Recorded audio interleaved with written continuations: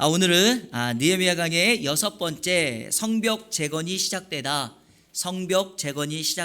이런 제목으로 말씀을 전하도록 하겠습니다.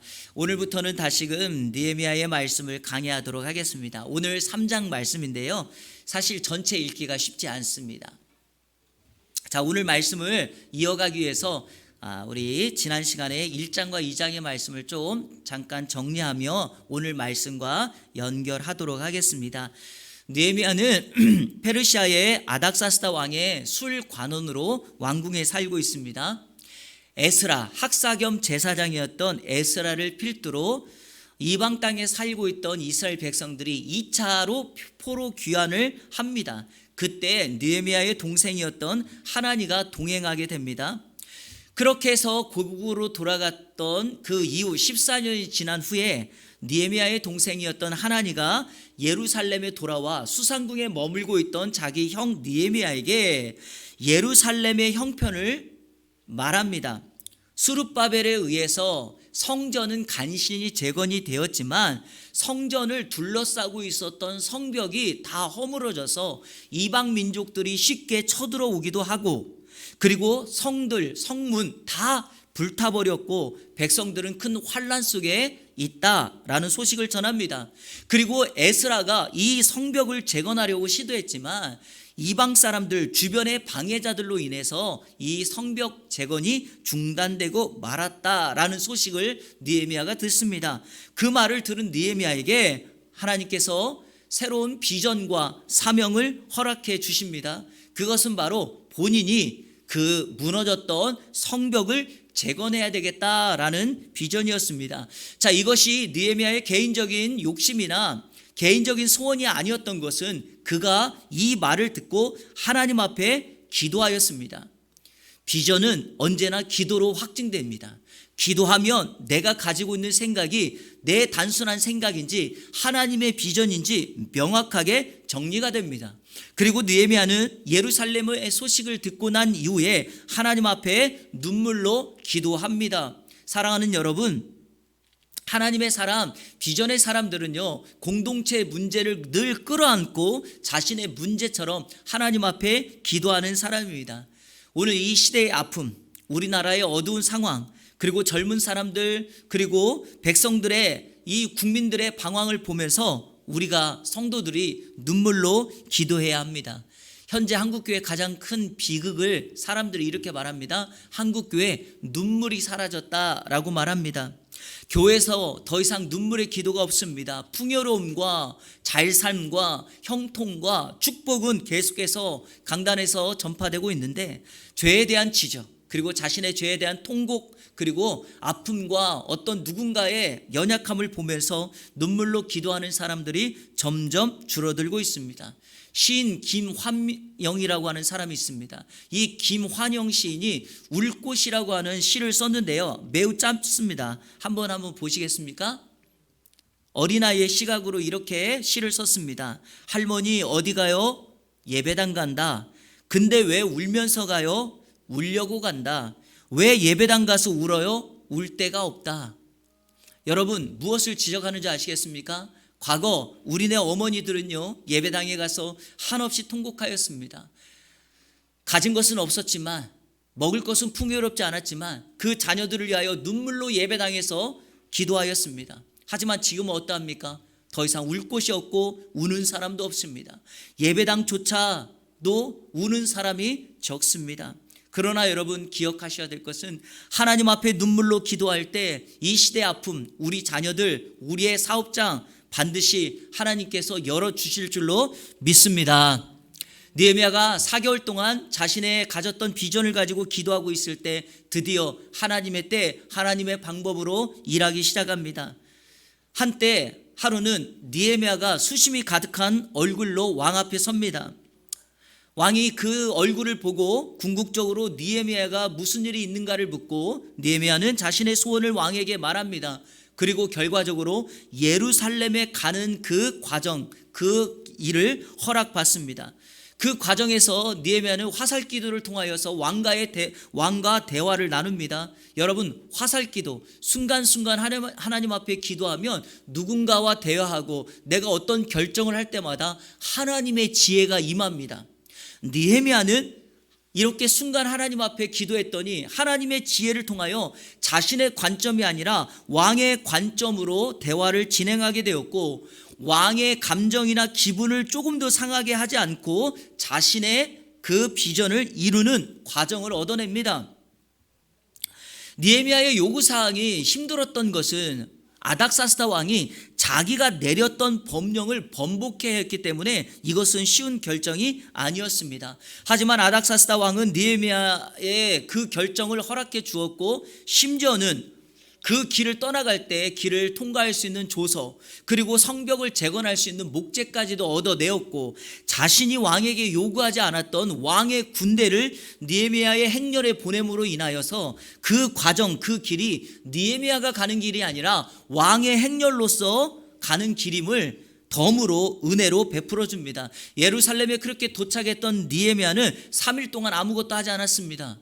성도 여러분, 느헤미야의 인생의 과정을 추적해 보면 그가 3일 동안 외적으로는 아무것도 하지 않은 것처럼 보이지만 사실은 그 3일은 내적으로 하나님 앞에 기도하고 하나님의 뜻을 묻는 시간이었습니다. 어떻게 이 일을 처리할까? 그리고 3일이 지난 후에 새벽 시간에 몇 사람만 데리고 자신이 재건해야 될 그 성벽의 상황을 직접 둘러보기 시작합니다. 설교 시간에 전에 말씀드렸던 것처럼 그 성벽의 그 환경은 처참했다라는 것을 제가 여러분에게 강조해서 말씀을 드렸죠. 눈으로 직접 확인한 성벽의 상태는 말할 수가 없을 정도였습니다.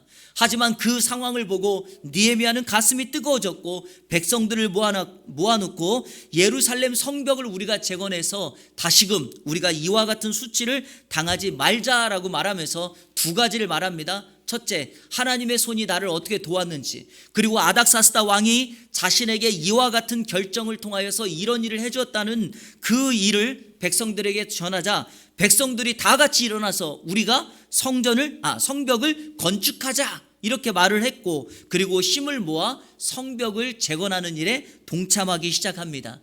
자, 제가 지금까지 말했던 것이 1장과 2장의 말씀이었고, 오늘 3장으로 들어가면 모든 사전 조사가 끝났습니다. 백성들에게 동기부여도 되었습니다. 자, 이제 성벽 공사가 진행됩니다.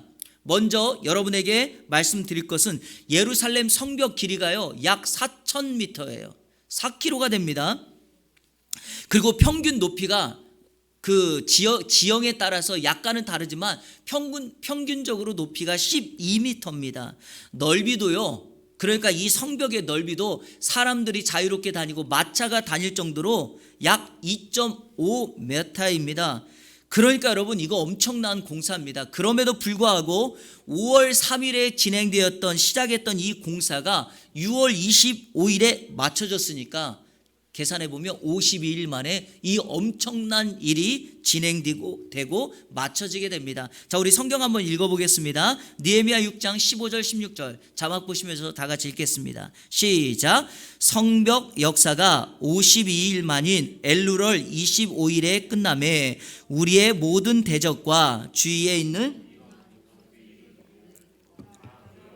크게 낙담하였으니 우리 하나님께서 이 역사를 이루신 것을 알미니라. 여기 엘루럴은 6월입니다. 52일 만에 맞춰졌다. 그리고 16절 마지막에 이렇게 기록되어 있습니다. 우리 하나님께서 이 역사를 이루신 것을 이방 민족들이 알았다. 사랑하는 여러분, 이 성벽 재건 공사는 한마디로 말하면 느헤미야가 이룬 것이 아니라 하나님의 도우심으로 완공된 역사임을 알 수 있습니다. 그러면 하나님이 하셨기에 느헤미야는 아무것도 할 일이 없었는가? 그렇지 않습니다. 이 일은 하나님의 도우심으로 이루어진 것이 맞지만 철저하게 느헤미야의 준비와 그의 전략과 그가 했던 모든 과정 때문에 이루어진 사건이었습니다.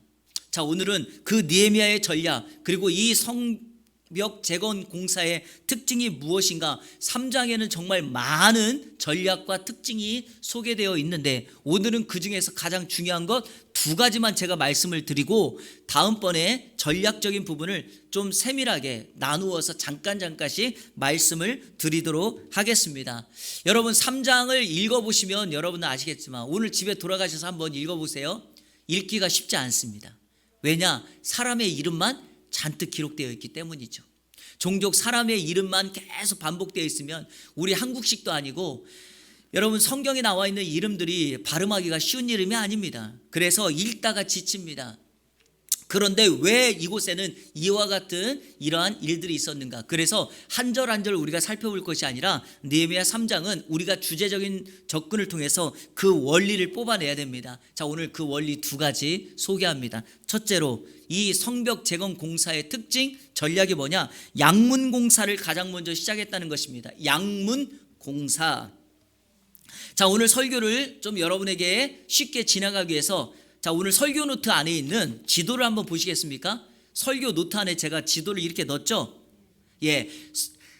예루살렘 성벽은요, 10개의 문을 중심으로 문의 연결 이렇게 되어 있습니다. 자, 지도를 보시면 알겠지만 붉은색 그 박스 안에 양문이 있죠. 양문 공사를 시작으로 어문, 옛문, 골짜기문, 이 골짜기문이라는 게 흰놈의 골짜기예요. 공사하기 가장 어려운 그 그러니까 돌산이라고 해야 될까요? 어려운 공사입니다. 분문, 샘문, 수문, 마문, 동문, 한밑간문 이렇게 해서 10개를 45개의 구역, 어떤 책에 보니까 42개라고도 되어 있는데요. 구역을 그렇게 나누어서 공사를 진행한 것입니다. 자, 양문을 시작으로 시계 반대 방향 화살표 되어 있죠? 자, 이렇게 공사를 진행합니다. 자, 됐고요. 이제 제가 조금 이따 다시 한번 설명을 드릴 테니까 지도를 이렇게 보시면 되겠고 이와 같은 방향으로 공사가 진행되었다라는 것입니다. 자, 우리 1절 다 같이 다시 한번 읽겠습니다. 1절 시작. 그때 대제사장 엘리야십이 그의 형제 제사장들과 함께 일어나 양문을 건축하여 성별하고 문짝을 달고 또 성벽을 건축하여 함메아 망대에서부터 하나넬 망대까지 성별하였고. 자, 이렇게 한번 질문할 수 있죠. 왜 이 10개 문 중에 양문이 가장 시작일까요? 먼저일까요? 가장 중요한 것이 바로 이 부분입니다. 바로 백성들의 예배를 회복하기 위함입니다. 신앙의 회복입니다. 사실 성벽을 재건하는 것보다 더 중요한 것은 무엇이냐? 성벽 재건 이면에 가지고 있었던 백성들의 무너졌던 신앙, 하나님과의 관계, 그것을 회복하는 것이 우선이고 바로 하나님과의 관계를 회복하는 가장 중요한 핵심은 예배입니다. 그래서 이것을 놓쳐버리면 오늘 이 성벽 재건 공사의 출발이 무의미합니다. 양문, 말 그대로 양이 출입하는 문입니다. 그래서 영어 단어도 sheep gate, 양문이라고 했습니다. 자, 여러분 다시 한번 지도를 한번 보시겠습니까? 양문 앞에 양문을 들어오면 뭐가 있죠? 성전이 있습니다. 그러니까 양문이라고 하는 것은 어떤 문이냐면 이 양문을 통해서 이 성전에서 하나님 앞에 제사하고 그 제사를 드리기 위한 제물이 통과하는 문이 바로 양문입니다. 자, 그러면 양문이 그리고 양문의 재건이 우리에게 주는 두 가지의 교훈이 있습니다. 그 두 가지의 교훈을 여러분에게 말씀드릴게요. 하나는 거룩함입니다. 자, 오늘 우리가 1절을 읽었지만 양문 공사에 참여한 사람이 누굽니까? 대제사장 엘리야십과 제사장들입니다. 그리고 이 사람들은요, 양문을 건축하고 난 이후에 하나님 앞에 그 양문을 성별했다라고 말합니다. 성별이라는 말은 구별했다, 봉헌했다 이런 뜻 아닙니까? 하나님을 제사하고 예배함에 있어서 가장 중요한 대상이 누구인가? 바로 제사장 그룹입니다. 왜냐하면 제사장들이 하나님 앞에 자신과 재물을 거룩하게 구별하지 않으면 이 잘못된 영향이 그대로 예배하는 제사 드리는 백성들에게 흘러가고 있기 때문이죠. 그래서 가장 먼저 이 양문을 먼저 공사한 것입니다. 실질적으로 바벨론에서 포로로 돌아왔던 백성들의 현실을 보면 우리는 이 사실을 이해할 수 있습니다. 포로에서 돌아왔던 백성들이 하나님의 관계를 바르게 갖지 못했을 때 포로기 이후에 선지자가 학개, 스가랴, 말라기 3명이거든요. 그때 말라기 선지자가 백성들에게 하나님의 음성을 들리면서 특별히 당시의 제사장의 죄를 지적합니다. 자, 한번 우리 말라기 1장 6절부터 10절, 좀 길지만 제가 읽으면서 설명을 드릴게요. 자, 말라기 선지자가 포로에서 예루살렘으로 돌아왔던 백성들에게 그들의 삶을 지적하는데, 특별히 여기 6절 보십시오. 내 이름을 멸시하는 제사장들아, 제사장 그룹들을 지적합니다. 나 만군의 여호와가 너에게 이르기를, 아들은 그 아버지를, 종은 그 주인을 공경하나니 내가 아버지일진데 나를 공경함이 어디 있느냐, 내가 주인일진데 나를 두려움이 어디 있느냐 하나, 너희는 이르기를 우리가 어떻게 주의 이름을 멸시하였나이까 하는도다. 자, 이 말을 들었던 제사장들이, 아니 우리가 언제 하나님을 멸시했습니까? 이렇게 묻는 거예요. 자, 7절 이렇게 되어 있습니다. 너희가 더러운 떡을 나의 제단에 드리고도 말하기를 우리가 어떻게 주를 더럽게 하였나이까 하는도다. 이는 너희가 여호와의 식탁은 경멸히 여길 것이라 말하기 때문이다. 자, 8절도 읽어보겠습니다. 만군의 여호와가 이르노라, 너희가 눈먼 희생제물을 바치는 것이 어찌 악하지 아니하며 저는 것 병든 것을 드리는 것이 어찌 악하지 아니하냐. 이제 그것을 너희 총독에게 드려보라. 그가 너를 기뻐하겠으며 너희를 받아주겠느냐. 자, 제사장들이 왜 하나님 앞에 저는 것, 눈먼 것, 병든 것 이런 거를 제물로 바쳤을까요? 이것 때문입니다. 자, 여러분, 바벨론에서 이방 땅에서 예루살렘 고국으로 딱 돌아보니까 땅이 완전히 황폐되어 있습니다. 그런데 이 제사장들은 백성들이 하나님 앞에 제물을 드려야지 그거의 일부를 자신의 먹을 것, 생활로 삼지 않습니까? 그런데 백성들이 와보니까 땅은 황폐되어 있고 먹고 살기가 힘든 겁니다. 그러니까 하나님 앞에 제물은 드려야 되겠는데 어떻게 하냐? 이런 식으로 제물을 드린 거예요. 눈먼 거, 병든 거. 자, 그러면 제사장이 따끔하게 어떻게 해야 되죠? 사람에게 그걸 드려봐라. 사람이 받겠느냐? 하나님과의 관계가 중요한 것이, 너희가 가져온 제물 자체를 가지고 어떻게 하나님 앞에 이런 복을 받으려고 하느냐? 이렇게 제사장이 따끔하게 충고를 줘야 되는데, 제사장이 어떻게 했어요?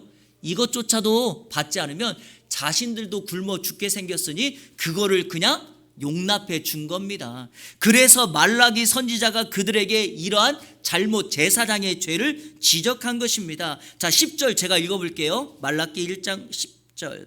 만군의 여호와가 이르노라, 너희가 내 제단 위에 헛되이 불사르지 못하게 하기 위하여 너희 중에 성전문을 닫을 자가 있었으면 좋겠도다. 내가 너희를 기뻐하지 아니하며 너희가 손으로 드리는 것을 받지도 아니하리라. 자, 문을 닫았으면 좋겠다. 아예 양문이 닫아져서 어떤 재물도 들어오지 않았으면 좋겠다. 여러분, 우리가 중요하게 생각해야 될 것이 무엇입니까? 양문이 열려졌다는 것은 하나님과의 관계를 회복하는 거 아닙니까? 그렇다면 여러분, 중요한 것은 우리의 삶을, 우리의 신앙을 하나님 앞에 온전히 드려야 되는 거 아니겠습니까? 여러분의 예배로, 여러분의 거룩함으로 우리 가정의 축복의 통로가 흐르고, 여러분이 거룩함으로 여러분의 일하는 공동체가 하나님의 복을 받을 수 있지만, 반대로 우리가 그 거룩함을 막아내버리면 우리 공동체에 임할 하나님의 은혜가 막힐 수도 있으니, 하나님께서는 느헤미야를 통하여 이 성벽 재건의 양문을 첫 번째로 공사했다는 것은 무엇입니까? 그 축복의 통로가 되는 사람들의 거룩함을 요구한 것입니다.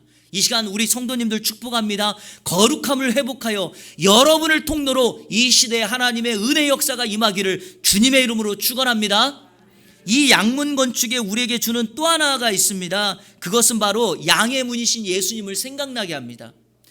양의 문을 첫 번째로 재건했다는 것은 하나님과의 바른 관계이며, 이것을 오늘 우리에게 적용한다면 바로 양의 문이신 예수님을 생각나게 한다는 거죠. 자, 요한복음 10장 7절부터 10절 우리 쭉 한번 읽겠습니다. 시작.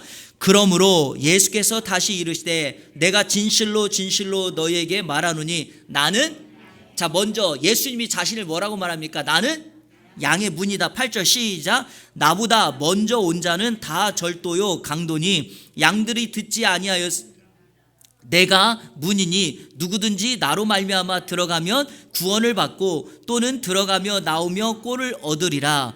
도둑이 오는 것은 도둑질하고 죽이고 멸망시키려는 것뿐이요 내가 온 것은 양으로 생명을 얻게 하고 더 풍성히 얻게 하려는 것이라. 아멘. 성도는, 목자의 양은 양의 문으로 통과하는 것입니다. 반대로 양의 문이 아닌 다른 곳으로 들어온다는 건 다 절도요, 강도입니다. 자, 예루살렘 성벽에 다시 한번 이 모양을 보십시오. 어떻습니까? 문이 회파가 되어 있으니 이방에 있는 도둑들이, 이방인들이 마음껏 예루살렘을 공격해 옵니다. 그래서 양문을 회복함으로 어떻게 하죠? 양문으로 들어올 수 있는 것으로 예수님을 생각나게 하는 것입니다. 예수님이 이 땅에 오신 목적은 무엇입니까? 양으로 생명을 얻게 하고 더 풍성히 얻게 함이라.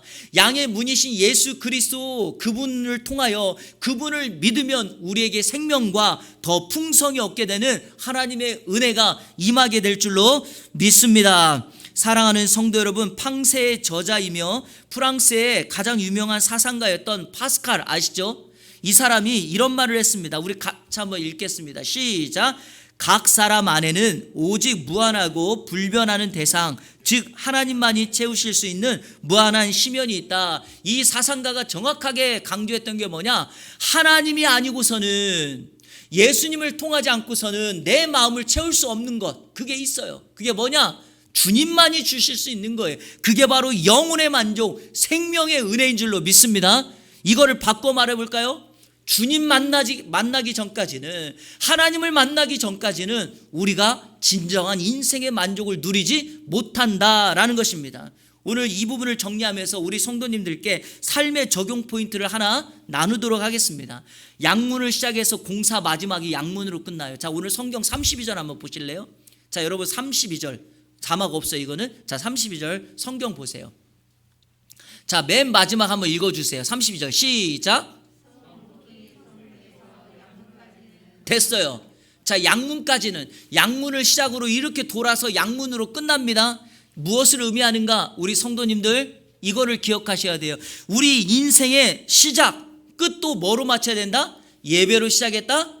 예배로 맞춰야 된다는 겁니다.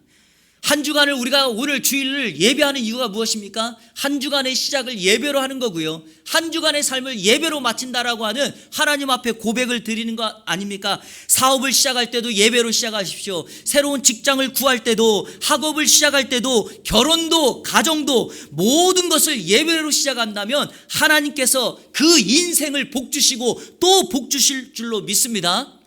저는요, 우리 성도가 인생의 마지막 죽음을 당하고 그 죽음의 마지막 끝에 천국 환송 예배를 드린다는 것이 저는 바로 이 부분이라고 믿습니다.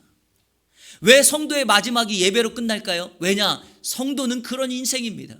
주님을 만난 이후로 예배로 시작하고 그 인생의 마지막이 예배로 맞춰진다는 것은 바로 그의 인생이 하나님의 복을 받았다라고 하는 것 분명하게 우리에게 가르쳐 주시는 줄로 믿습니다. 다시 한번 부탁드립니다. 하루의 시작도 여러분 교회를 나오라는 게 아니에요. 하루의 시작도 주님과 함께 시작하고 하루의 마지막도 주님과 함께 마무리할 수 있는 여러분 되기를 축복합니다.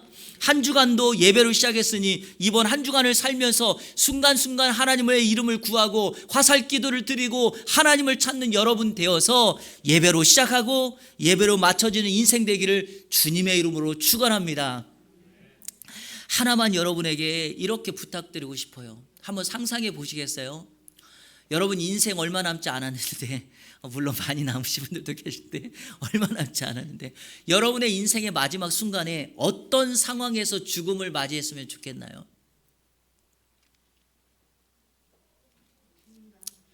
예배하면서 찬송하면서 내 인생의 마지막에 숨을 끝낸다. 정말 멋있는 인생 아닐까요? 저는 그런 인생이 되었으면 좋겠어요. 우리 성도님들도 그런 인생이 되었으면 좋겠어요. 여러분 마지막 인생 죽음 끝에 누구를 찾으시나요? 왜 목사를 찾나요? 성도들이 기도해 주라는 거 아니에요? 함께 찬양해 달라는 거 아니에요? 함께 그 시간을 하나님을 높일 수 있는 그런 시간을 가져달라는 거 아닙니까? 예배로 시작하고 예배로 마치는 우리 이 안에 성도님들 다 되시기를 축원합니다. 느헤미야의 전략 두 번째, 백성 모두가 함께 공사에 참여했다는 거예요. 한번 따라해보세요. 백성 모두 함께. 여러분, 이 성벽 재건이 엄청난 일이지만 52일 만에 마칠 수 있었던 가장 큰 이유는 백성 모두가 다 함께 했기 때문입니다. 이거를 요즘 말로 말하면 협동, 그리고 리더십의 원리로 말하면 팀워크라고 말합니다. 이거는 세상의 기관이나 교회나 똑같아요. 어느 공동체든지 환상적인 팀워크를 이루면은요, 그 공동체는 목표한 바를 이루게 되고요, 팀워크가 나면은요, 그 이상의 시너지 효과가 나는 것을 보게 됩니다.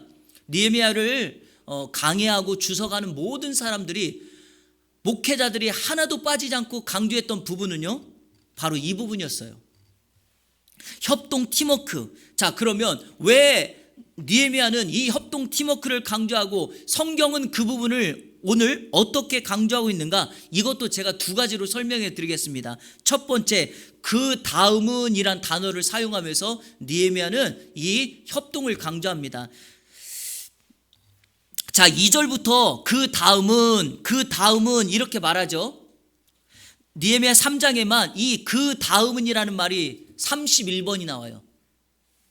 31회가 사용돼요. 느헤미야 3장은요 32절로 되어 있거든요. 따지고 보면 매 절마다 그 다음은이라는 말이 한 번씩 나온다라고 말씀드릴 수 있는데, 여기에는 숨겨진 의미가 있죠. 자, 여러분 다시 한번 이 지도를 한번 보시겠습니까? 여러분들이 오해하실까 봐 제가 이제 말씀을 드리는 거예요. 자, 이 백성들이 함께 했다, 그 다음은이라는 표현이 뭐냐, 이거예요. 자, 양문을 엘리야십과 제사장들이 시작했죠. 그래서 거기 나와 있는 것처럼 한메아 망대, 하나넬 망대를 공사했습니다. 자, 그리고 그 옆에 어문이라는 게 있죠. 자, 우리 성도님들 이렇게 이해하시면 안 돼요. 느헤미야가 양문을 시작해서 어문 있는 데까지 딱 맞췄을 때 그 다음 사람이 그 다음은 어문부터 옛문까지 맞췄다, 이게 아닙니다, 여러분. 만약에 이런 식으로 공사를 했으면 50일 만에 마칠 수 있겠나요? 말도 안 되죠. 어떻게 한 건가? 구획을 나누었다 그랬죠. 제가 아까 이렇게 한 거예요. 엘리야십을 비롯한 제사장들은 양문을 시작으로 하나넬 망대까지 공사를 시작했고, 자, 그 다음에 있는 사람들은 어떻게 했다고요? 어문에서부터 자신들이 맡은 구획을 같은 날 시작했고요, 그 다음 옛문에서부터 또 맡은 구획이 있는 사람은 같은 날 시작을 했고, 그러니까 동시다발적으로 일괄적으로 공사를 시작했기 때문에 52일 만에 공사가 맞춰진 겁니다. 이해가 되십니까? 네, 그거를 지금 이야기하는 거예요. 자, 그래서 그 다음은 이라는 말을 이렇게 사용한 것입니다. 자, 그 다음은이라는 말이요, 영어로 표현하면 and next to, 그리고 다음은 이런 뜻인데, 원문을 보면 이 의미가 좀 더 명확해요. 한번 자막 한번 보실래요? 히브리 말은 신경 쓸 필요가 없어요. 한국말 알야드 이렇게 읽어요. 알야드. 그런데 알이라고 하는 말은 위에 근거에서 전치사고요, 야드라는 말은 핸드, 손이에요.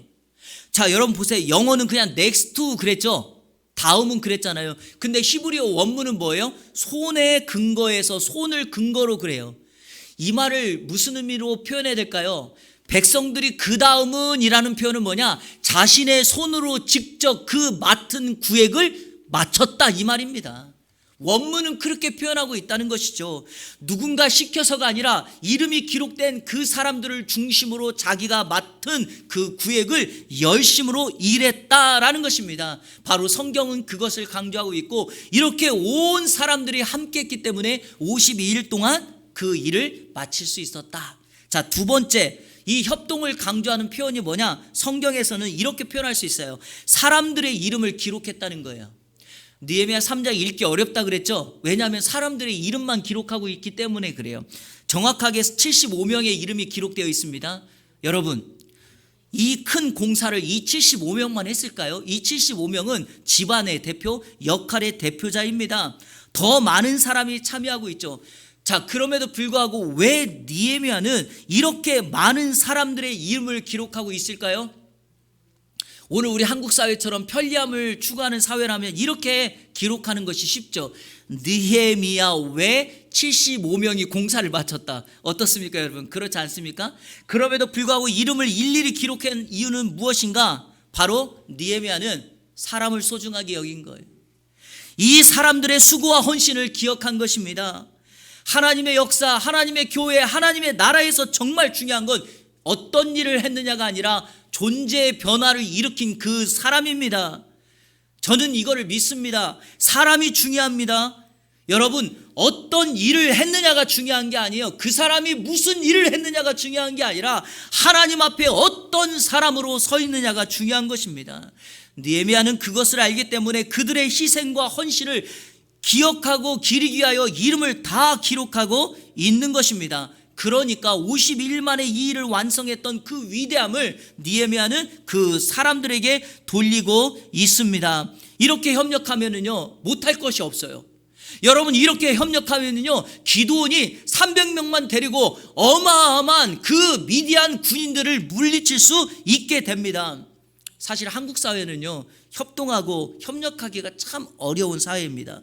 일본 사람 이케하라 마모루라는 사람이 있어요. 이 사람이 한국에서 30년 가까이 살면서 책을 한 권 기록했는데 그 책 제목이 죽을 각오를 하고 쓴 한국인 비판이에요. 왜 죽을 각오를 했을까요? 한국 사람처럼 일본인을 싫어하는 사람이 없어요. 그러니까 죽을 각오를 하고 한국인을 비판했으니 얼마나 힘이 들겠어요. 그런데 이 책에서 협동과 관련된 얘기가 나와요. 이렇게 이 사람이 썼어요. 일본에서는요, 행정고시를 보면은요, 10년이 지난 다음에 우열이 나타난대요. 그러면 어떻게 하냐? 일본에서는 2등부터 10등까지가 우열을 가지고 있는 1등을 밀어준대요.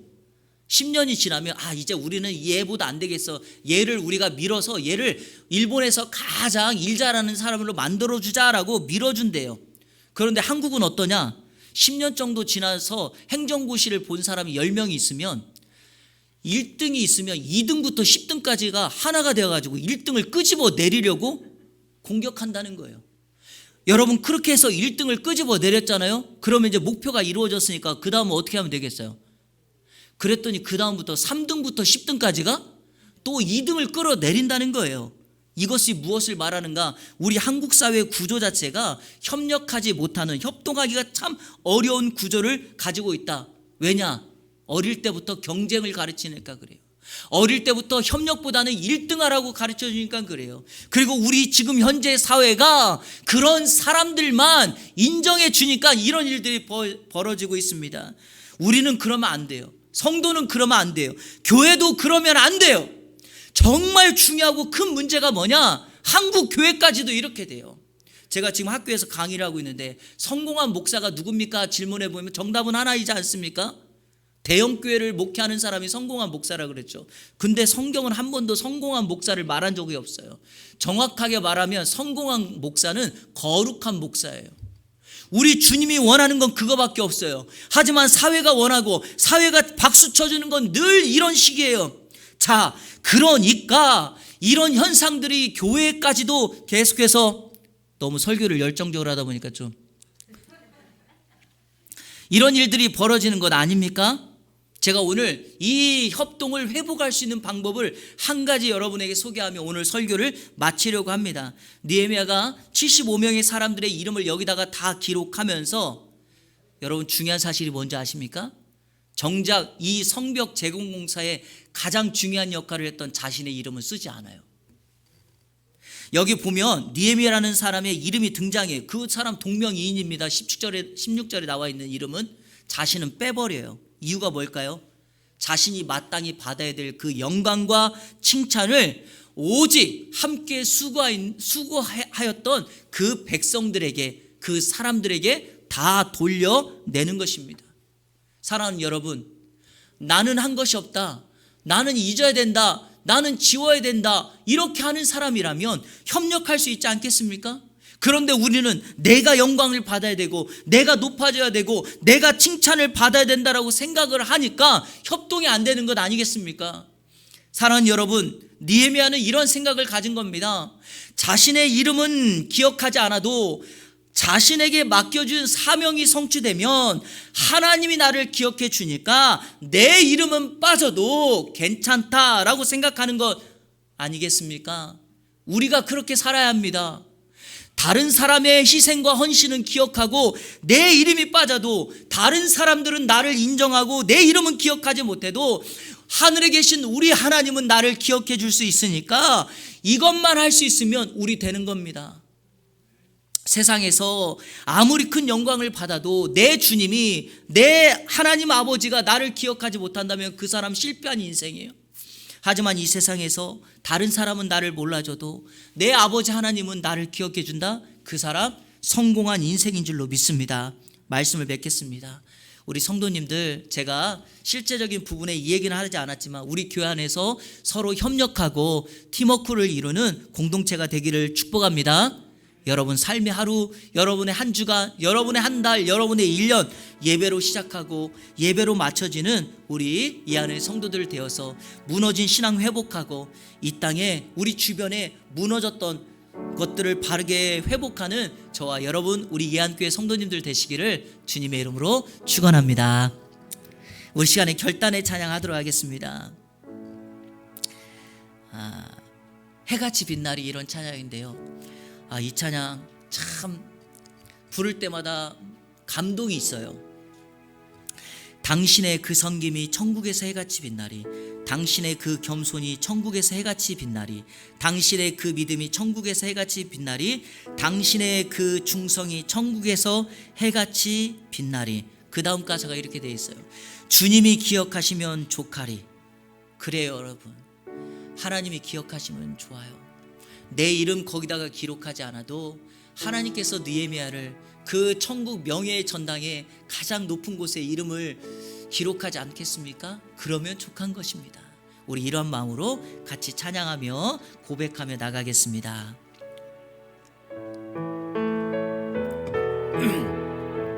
당신의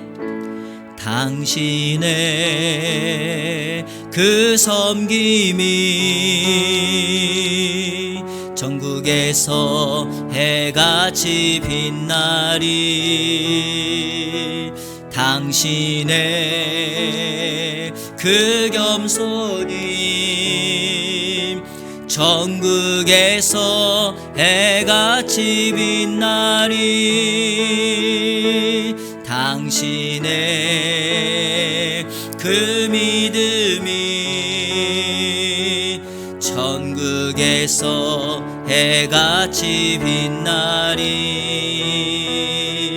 당신의 그 충성이 전국에서 해같이 빛나리, 주님이 기억하시면 족하리, 예수님 사랑으로 가득한 모습, 전사도 흠모하는 아름다운 그 모습, 전국에서 해같이 빛나리, 당신의 그 순종이, 당신의 그 순종이 전국에서 해같이 빛나리, 당신의 그 사랑이 전국에서 해같이 빛나리, 당신의 그 찬송이 전국에서 해같이 빛나리, 당신의 그 헌신이 전국 빛나리, 주님이 기억하시면 족하리, 주님이 기억하시면 족하리, 불타는 사명으로 가득한 모습, 전사도 흠모하는 아름다운 그 모습, 전국에서 해같이 빛나리, 주님이 기억하시면 족하리, 주님이 기억하시면 족하리, 불타는 사명으로 가득한 모습, 전사도 흠모하는 천국에서 해같이 빛나니. 아멘. 저는 우리 성도님들이 천국에서 해같이 빛났으면 좋겠습니다. 그것만큼 좋은 게 어디 있겠어요. 물론 이 땅에서도 잘 살고 천국에서도 잘 살 수 있으면 좋겠지만 신앙의 세계는 그렇지가 않습니다. 핍박을 받은 자가 복이 있다라고 말했던 이유가 무엇일까요? 이 땅에서 주님의 길을 간다는 건 한마디로 말하면 좀 반대로 역기능적으로 가는 거예요. 그래서 세상이 가는 길을 따라가지 않고 반대 길을 가니까, 섬김의 길을 가니까, 헌신의 길을 가니까 때로는 지치는 거겠죠. 하지만 천국에서 해같이 빛날 것을 생각해 본다면 저는 이 땅의 삶이 그렇게 아픔이나 슬픔이 아니라고 생각합니다. 진짜를 아는 사람은 가짜를 내려놓잖아요. 진짜 보화를 발견하는 사람은 내 재산을 다해서 그 밭을 산다고 하지 않았습니까? 진짜를 알고 있기 때문에, 예수님으로 내 안을 채웠기 때문에, 인생의 만족이 있기 때문에 우리가 그렇게 살아가는 거죠. 느헤미야의 이름이 기록되지 않아도 하나님은 느헤미야의 이름을 기억해 주시겠죠? 우리도 마찬가지죠. 우리가 조금 내 이름 알아주지 않아도 하나님께서 천국에서 해같이 빛나도록 우리의 인생을 인도하시니 우리 이 말씀, 이 찬양 그대로 하나님 앞에 그렇게 감사하며 고백하며 나가야 하지 않겠습니까? 요즘 우리 사회를 보면 아빠 찬스다 뭐다 해가지고 너무 시끄러워요. 근데 정작 크리스찬들은요 아빠 찬스를 안 써요. 그 하나님을 신뢰하고 의지하면서 하나님 앞에 눈물로 기도하면서 우리 아이들의 이름을 불러가며 그 이름이 하나님 앞에 호명되도록 해야 되는데 정작 그런 일은 아빠 찬스는 안 쓰고 내가 가지고 있는 물질, 내가 가지고 있는 어떤 직급, 내가 가지고 있는 세상의 것을 가지고 아빠 찬스, 엄마 찬스를 쓰게 하려고 하니까 하늘에 계신 우리 아버지 아빠 찬스가 다 사그라드는 거 아닙니까? 그런 방식으로 따라가면 여러분은 어떻겠습니까? 교회도 대형교회 목사님 아들이라고 아빠 찬스를 쓰는 이 시대에 우리 성도들, 하나님의 자녀들은 그렇게 살면 안 되지 않습니까? 정말 주님을 의지하고 천국에서 해같이 빛나도록 우리가 그런 삶을 살아갈 수 있도록 우리 시간에 다 같이 한번 기도했으면 좋겠습니다. 우리 인생에도 성벽 재건과 같은 어려운 일들이 있어요. 여러분 그때 어떻게 할까요? 협력해야 됩니다. 협동해야 됩니다. 하나님과의 관계, 예배를 회복해야 됩니다. 그러면 우리 바르게 살아갈 수 있고 내 인생의 질서가 생기고 하나님께서 역사해 주실 줄로 믿습니다. 우리 예안교회가 그러한 일들을 감당하고 그렇게 지역사회를 섬기고 저와 여러분들이 우리에 맡겨주신 이 공동체, 우리의 자녀들, 우리의 사업장, 우리의 일터 그렇게 헌신해 나갈 수 있도록 하나님 앞에 이 시간에 잠깐 기도했으면 좋겠습니다. 하나님, 관계가 회복되게 하시고 협동하여 주의 역사를 이루게 하여 주옵소서. 우리 시간에 다 같이 통성으로 기도합니다. 하나님 감사합니다. 오늘 거룩한 주일을 하나님 앞에 구별하여 예배함으로 느헤미야가 52일 만에 성벽 재건 공사를 마쳤던 그 역사를 함께 살펴보았습니다. 하나님과의 관계를 바르게 회복하게 하여 양문을 먼저 시작하고 양문 공사로 마쳤던 것은 하나님 앞에 예배와 하나님과의 바른 관계를 회복하는 것 아니겠습니까? 하나님, 우리도 그렇게 예배로 시작하고 예배로 마치는 우리의 인생이 될 수 있도록 인도하여 주옵소서. 우리 성도들 안에 가족 간에 서로 협동하고 팀워크를 이룰 수 있게 하여 주옵소서. 어떤 힘들고 어려운 일이라 할지라도 우리가 하나가 될 수 있다면 그 일을 능히 감당할 수 있는 줄로 믿사오니 우리가 그 일을 위하여 헌신하며 나갈 수 있도록 도와주시고 그 일을 위하여 달려나가는 우리의 심령이 될 수 있도록 인도하여 주옵소서. 이 땅에 살아주는 것보다 천국에서 해같이 빛나는 인생 살게 하여 주시고 우리의 가진 것을 가지고 주의 영광을 위하여 일하는 우리 성도들 심령 될 수 있도록 인도하여 주시고 우리 예안교회가 주님 오시는 그날까지 이 일에 헌신하며 달려나가는 복된 역사가 있게 하여 주시옵소서. 우리를 사용하여 주옵소서. 우리를 사용하여 주옵소서.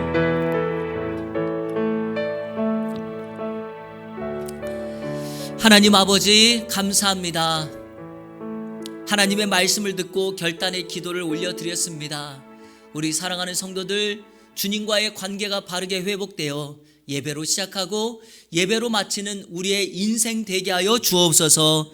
하나님, 어떤 어려운 힘든 일 속에서도 서로 협동하고 팀워크를 이루어서 맡겨진 일들 믿음으로 감당케 하여 주시고, 특별히 그 일들을 위하여 우리가 손으로 직접 일하고 특별히 내 이름이 인정되거나 기억되지 않는다 할지라도 하나님께서는 내 이름을 기억하시고 천국에서 해같이 빛나게 하실 줄로 믿사오니 그것에 감사하고 함께 일하는 공동체원들 축복하며 그들의 희생과 헌신을 기억해주며 인정해주는 믿음의 사람들, 우리 이 안에 성도들 될 수 있도록 인도하여 주시옵소서. 예수 그리스도의 이름으로 기도하옵나이다. 아멘.